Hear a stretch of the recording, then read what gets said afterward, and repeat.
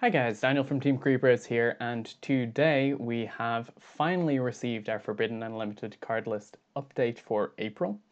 So it goes into effect on the 29th of April, which is this Monday coming. So this weekend is our last set of events with this current list. Of course, we have the Dark Neostorm sneak peek this weekend as well. So we're going to see a large shift in the format once Dark Neostorm is legal. It also means if you have a locals on Monday, Tuesday, or Wednesday, it will be a weird format where the cards are banned, but Neostorm isn't legal either. So let's just jump into the list. It seems like it's going to be quite impactful to the format, even though it's quite a small number of cards. So the first hit we see is Summon Sorceress. So this hit is possibly one of two parts. So first off, we've seen Summon Sorceress be very impactful in the TCG, not quite to the extent that it was in the OCG, but we have seen it being part of the deck that Tom played, the Danger Orchest deck and the Dark Warrior variants thereof, as an enabler to pull the World Legacy World Wand from the deck. Additionally, there were awkward situations sometimes where it would summon a warrior, things like that. A very versatile card, and it just gave you free link rating. And then it also synergized really nicely with cards that activated in graveyard, again, World Legacy World Wand, and other similar cards. So Sorceress was very strong in that way. It gave a toolbox, it gave link climbing, very strong card, but additionally, it's infamous for how it interacted with Crystron Needle Fiber in the OCG, and this could be a sign that we're expecting Needle Fiber in the near future in the TCG. Alternatively, it could have just been that it's a very strong card and that they wanted to open up the slots for link trees to other things. The second hit we see being previously limited, now forbidden. No, it wasn't even limited. Never mind. Number 95, Galaxy Eyes, Dark Matter Dragon. So, for those of you who don't know, this is the card that killed the Dragon Rulers. This is the card that got those banned. Dark Matter Dragon has always been such an impactful card when it's come down. The fact that it lets you send any 3 dragons from your deck to the graveyard is insane. And while it is an engine card, it also can be used to apply massive pressure.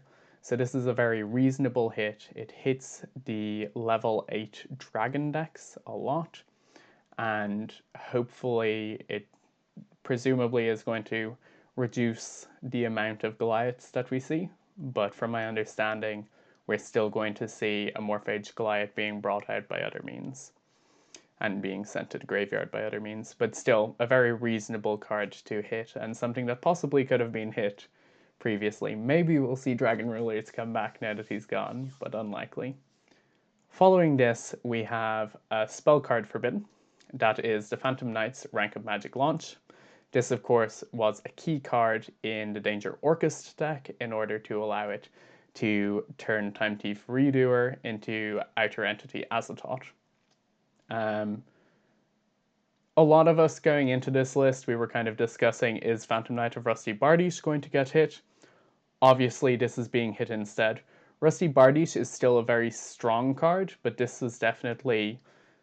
It shows that this is something that Konami didn't want players having access to. Not only was there Azathoth, but if they had hit Azathoth, then you would see Pendulum decks playing Kali Yuga, who is stronger than Azathoth if you can get him out, although less consistent. But yeah, so I think this is a very reasonable hit. I think Rusty Bardiche is still going to see play, but we can see from these hits that they're hitting a lot of the combo decks and trying to move things towards slightly slower gameplay, perhaps, because, these were the decks that were setting up turn 1 boards and saying, if you can't answer this, I'm going to win the game on the next turn. So I like that mindset, but how effective it is, we'll see in time. We get on to the limited cards. So we have Lady Debug being limited, presumably a hit to Salamangreat. A lot of people aren't feeling that this is sufficiently hard to really hurt Salamangreat too much. We will have to see whether or not it is, but realistically expect Salamangreat to still be very represented at events because this is the only thing that gets hit by them. And additionally, they're getting something extra further down the list. Then we have Phantom Skyblaster Limited. Again, we're seeing generic token creators being put to 1. So we now have Skyblaster and Scapegoat. Whether or not this card will still see play, it was being used in the Danger Orchest deck. It also gives easy access to Phantom Knights of Rusty Bardiche because it makes darks, and they're also different names. So it's a 1-card Nightmare, it's a 1-card Nightmare Mermaid, basically, which lets you do full combos with Nightmares. And yeah, so it's quite a strong card. I'm not sure if it was something that I was super worried about, but I think it's completely reasonable to limit the card. The next limit, however, is a very big deal because we are seeing Sky Striker Ace Kagari being limited. So this is going to be massively impactful on Sky Strikers. Kagari obviously is the link monster in the deck that you feel the best about summoning because it gets you your engages back. Now, a lot of people had been saying, oh, hit multi-roll. Multi-roll is obviously a core part of the identity of the deck, as is Kagari. Kagari is potentially less impactful to lose than multi-roll would have been. So it's quite a fair hit. Whether or not it is enough to stop Sky Striker being as dominant as it has been, we'll have to see, because so much of the power of the deck is in the spell cards. You know, we see that when Sky Striker gets hit by Ash Blossom on Kagari, the deck can still play true. On the other hand, we might see decks starting to play Hercules base so that you can recur to 1 Kagari because it is quite a valuable resource. It gives you a lot more proactive plays than something like Shizuku does because you get that card instantly. But yeah, so it's quite a big hit. I think it's quite a reasonable hit, and it's definitely going to have an impact on the format. Finally, we have 2 limitations. So we have cards that are going from harder positions to softer ones.